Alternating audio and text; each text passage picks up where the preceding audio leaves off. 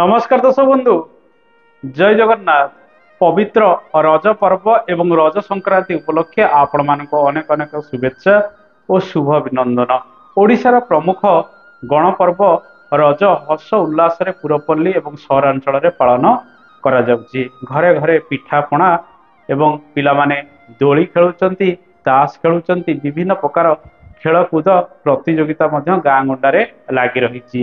ଏ ପର୍ବରେ ଅନେକ ବ୍ୟକ୍ତି ସାମିଲ ହୁଅନ୍ତି, ଆମ ପରମ୍ପରାକୁ ମଧ୍ୟ ବଜାୟ ରଖିଥାନ୍ତି। ଆଜିକାଲି ଅନେକ ପରମ୍ପରାରେ ମଧ୍ୟ ପରିବର୍ତ୍ତନ ଆସିଲାଣି। କୃଷି ଭିତ୍ତିକ ମୁଖ୍ୟ ପର୍ବ ରଜ ଅଟେ। ଏହି ସମୟରେ ଧରିତ୍ରୀ ମାତା ରଜସ୍ୱଳା ହୁଏ।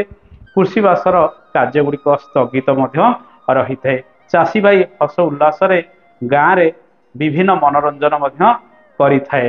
ଦର୍ଶକ ବନ୍ଧୁ, ଆସନ୍ତୁ ଜାଣିବା ଆଜିର କାର୍ଯ୍ୟକ୍ରମରେ ସଂକ୍ରାନ୍ତିର ରାଶିଫଳ କିପରି ରହିବ, ମିଥୁନ ମାସର ପାଣିପାଗର ସ୍ଥିତି କିପରି ରହିବ। ଚଳିତ ଇଂରାଜୀ ଜୁନ ମାସ 15 ତାରିଖ 2024 ମସିହା ଶନିବାର ଦିନ ରଜ ସଂକ୍ରାନ୍ତି ପୁରପଲ୍ଲୀରେ ପାଳନ କରାଯିବ। ଏହି ଦିନ ରବିଙ୍କର ଚଳନ ମିଥୁନ ରାଶିକୁ ରହିବ। ରବି ମିଥୁନ ରାଶିରେ ବୁଧ ଏବଂ ଶୁକ୍ରଙ୍କ ସହିତ ଯୋଗ ସମ୍ବନ୍ଧରେ ରହିବେ। କିଛି ରାଶିରେ ରବି ସୁଧି ରହିବ, ସେ ରାଶିର ବ୍ୟକ୍ତିମାନେ ଅନେକ ଶୁଭ ମାଙ୍ଗଳିକ କାର୍ଯ୍ୟ ଗୁଡ଼ିକ କରିପାରିବେ। ଆସନ୍ତୁ ଜାଣିବା ସେ ରାଶି ଗୁଡ଼ିକ କଣ ରହିବ।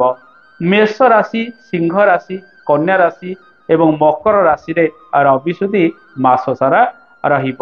ସଂକ୍ରାନ୍ତିର 9 ଦିନ ପରଠାରୁ ବୃଷ ରାଶି, ତୁଳା ରାଶି ଏବଂ କୁମ୍ଭ ରାଶିରେ ରବି ସୁଧି ରହିବ।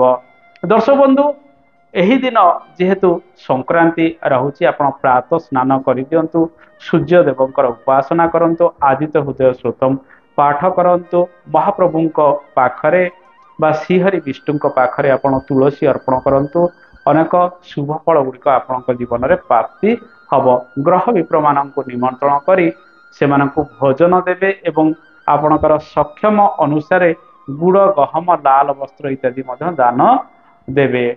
ଏହି ଦିନ ଘରେ ହୋମ ଇତ୍ୟାଦି ହବ ନାହିଁ, ଯେହେତୁ ରଜର ପର୍ବ ପାଳନ କରାଯାଉଛି, କିନ୍ତୁ ଆପଣ ବ୍ରତ ଉପବାସ ଇତ୍ୟାଦି ରଖିପାରିବେ। ଏହି ଦିନ ଶନିବାର ରହୁଥିବାରୁ ଆପଣ ଶ୍ରୀ ହନୁମାନଙ୍କର ଉପାସନା କରନ୍ତୁ, ମହାଦେବଙ୍କର ମଧ୍ୟ ଉପାସନା କରନ୍ତୁ। ଅଶ୍ୱତ୍ଥ ଗଛ ମୂଳରେ ଜଳ ଲାଗି କରନ୍ତୁ, ଦୀପଟିଏ ମଧ୍ୟ ସେଠାରେ ଲଗାନ୍ତୁ। କୁକୁର, କାଉ, ମଇଁଷିକୁ ପେଟ ଭରି ମଧ୍ୟ ଖାଇବାକୁ ଦିଅନ୍ତୁ। ଅନେକ ଅଶୁଭତ୍ୱ ମଧ୍ୟ ଦୂରୀକରଣ ହେବ। ସୁଖ ସମୃଦ୍ଧି ଆପଣଙ୍କ ଜୀବନରେ ମଧ୍ୟ ବଢ଼ିଯିବ। ରୋଗରୁ ମଧ୍ୟ ଆପଣ ଆରୋଗ୍ୟତା ଲାଭ କରିବେ। ଦର୍ଶକ ବନ୍ଧୁ, ଏହି ଦିନ ଯେହେତୁ ରଜ ସଂକ୍ରାନ୍ତି ରହୁଛି, ରଜ ସଂକ୍ରାନ୍ତି ଦିନ ବିଶିଷ୍ଟ ପୁଣ୍ୟ କାଳ ଯଦି ଦେଖିବା, ଦିବା 11:42 ମଧ୍ୟରେ ସୂର୍ଯ୍ୟ ଉଦୟ ଠାରୁ ଆପଣ ଦାନ ପୁଣ୍ୟର କାର୍ଯ୍ୟ ଗୁଡ଼ିକ କରିପାରିବେ। ଆସନ୍ତୁ ଜାଣିବା ପାଣିପାଗର ସ୍ଥିତି କିପରି ରହିବ। ଯେହେତୁ ରବିଙ୍କର ଚଳନ ମିଥୁନ ରାଶିରେ ରହିବ, ରବି ଗୋଟେ ମାସ ପର୍ଯ୍ୟନ୍ତ ମିଥୁନ ରାଶିରେ ରହିବେ। ଏହି 30 ଦିନ ମଧ୍ୟରେ ପାଣିପାଗର ସ୍ଥିତି ସମ୍ପୂର୍ଣ୍ଣ ରୂପେ କିପରି ରହିବ, ଆସନ୍ତୁ ଜାଣିବା। ଏ ମାସରେ ପ୍ରାୟତଃ ହୀନ ଜଳ ବୃଷ୍ଟି ହେବ ଅଧିକ ଦିନ, କିନ୍ତୁ କିଛି କିଛି ଦିନରେ ଅଧିକ ବୃଷ୍ଟି ମଧ୍ୟ ହୋଇପାରେ। ଏହି ସମୟରେ ଉପକୂଳବର୍ତ୍ତୀ ଅଞ୍ଚଳରେ ଲଘୁଚାପ ଜନିତ ବର୍ଷାର ପରିମାଣ ବୃଦ୍ଧି ପାଇବ ଏବଂ ସାମୁଦ୍ରିକ ଝଡ଼ ବାତ୍ୟା ହେବାର ସମ୍ଭାବନା ମଧ୍ୟ ରହିଛି, ଯାହାଫଳରେ ଆମ ଓଡ଼ିଶା ରାଜ୍ୟ ସହିତ ପଶ୍ଚିମବଙ୍ଗ ଏବଂ ଆନ୍ଧ୍ର ଉପକୂଳରେ ମଧ୍ୟ ଏହାର ପ୍ରଭାବ ଅଧିକ ପଡ଼ିବ। ଜୁନ ମାସ 15 ତାରିଖ ଠାରୁ 18 ତାରିଖ ମଧ୍ୟରେ, ଜୁନ ମାସ 22 ତାରିଖ ଠାରୁ 29 ତାରିଖ ମଧ୍ୟରେ, ଜୁଲାଇ ମାସ 1 ତାରିଖ ଠାରୁ 6 ତାରିଖ ମଧ୍ୟରେ, ଜୁଲାଇ ମାସ 10 ତାରିଖ ଠାରୁ 15 ତାରିଖ ମଧ୍ୟରେ ସାମୁଦ୍ରିକ ଝଡ଼ ବାତ୍ୟା ବା ଲଘୁଚାପ ଇତ୍ୟାଦି ସୃଷ୍ଟି ହୋଇ ପ୍ରବଳ ବର୍ଷା ହେବାର ସମ୍ଭାବନା ମଧ୍ୟ ରହିଛି। ଏହାଦ୍ୱାରା ରାଜ୍ୟର ଉପକୂଳବର୍ତ୍ତୀ ଜିଲ୍ଲାମାନଙ୍କରେ ଧନ ଜୀବନ କ୍ଷୟକ୍ଷତି ହେବା ସହିତ ଗୋ ପଶୁ ସମ୍ପଦ ଏବଂ ଫସଲ ନଷ୍ଟଭ୍ରଷ୍ଟ ହେବାର ସମ୍ଭାବନା ରହିଛି। ଏ ମାସରେ 5 ଗୋଟି ଶନିବାର ଏବଂ 5 ଗୋଟି ରବିବାର ଭୋଗ ହେଉଥିବାରୁ ଏହା ଦେଶ ଏବଂ ରାଜ୍ୟ ପାଇଁ ଶୁଭପ୍ରଦ ନୁହେଁ। କୌଣସି ବରିଷ୍ଠ ବ୍ୟକ୍ତିଙ୍କର ମୃତ୍ୟୁରେ ଦେଶ କିମ୍ବା ରାଜ୍ୟ ଶୋକ ପାଳନ କରିପାରେ। ଶାସକ ଦଳ ମଧ୍ୟରେ ରାଜନୈତିକ ଅସ୍ଥିରତା ଲାଗି ରହିବ ଏବଂ ସାମଞ୍ଜସ୍ୟର ଅଭାବ ମଧ୍ୟ ରହିବ। ଖାଦ୍ୟ ପଦାର୍ଥର ଦରଦାମ ବୃଦ୍ଧି ଯୋଗୁଁ ଜନ ଅସନ୍ତୋଷ ମଧ୍ୟ ପ୍ରକାଶ ପାଇବ। କିଛି କିଛି ରାଷ୍ଟ୍ର ମଧ୍ୟରେ ଯୁଦ୍ଧଖର ମନୋବୃତ୍ତି ଅଧିକ ବୃଦ୍ଧି ପାଇବାର ସମ୍ଭାବନା ମଧ୍ୟ ରହିଛି। ଏ ତ ଥିଲା ପାଣିପାଗର ସ୍ଥିତି। ଏବେ ଆସନ୍ତୁ ଦର୍ଶକ ବନ୍ଧୁ ଜାଣିବା रज संक्रांति दिन बा मिथुन संक्रांति दिन आपणक राशि रे किभଳି शुभ शुभ फल गुड़िक प्राप्ति हम। कन्या चंद्र अहरात्र भोग हम। बार शनिवार रहिब। तिथि नवमी रहिब। वृष राशि घात चंद्र रहिब एवं वृष सिंह कन्या राशि घात बार रहिब। राहु काल दिवा 8टा बाजी 28 मिनिट ठारू दिवा 10टा बाजी 8 मिनिट पर्यंत रहिब। यह एक अशुभ समय अटे।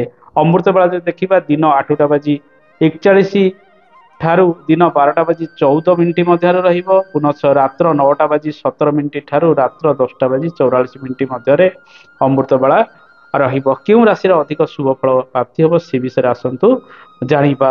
जेहेतु कन्या चंद्र भोग हम एही दिन मेष कर्कट सिंह कन्या बिछा धनु मकर एवं मीन राशि रे अधिक शुभ फल प्राप्ति हम। किंतु वृष राशि पंचम चंद्र भोग हम यह घात चंद्र अटे। तेणु आपणक राशि रे यह शुभ फल गुड़िक प्रदान करिबो नाही। मिथुन राशि चतुर्थ चंद्र भोग होतिबारु पारिवारिक अशांति अनेक क्षेत्र में वृद्धि पाइब। तुला राशि द्वादश चंद्र भोग होतिबारु दूर स्थान को यात्रा करिवे। खर्च बुद्धि व्यय बुद्धि अनेक लगी रहिबो।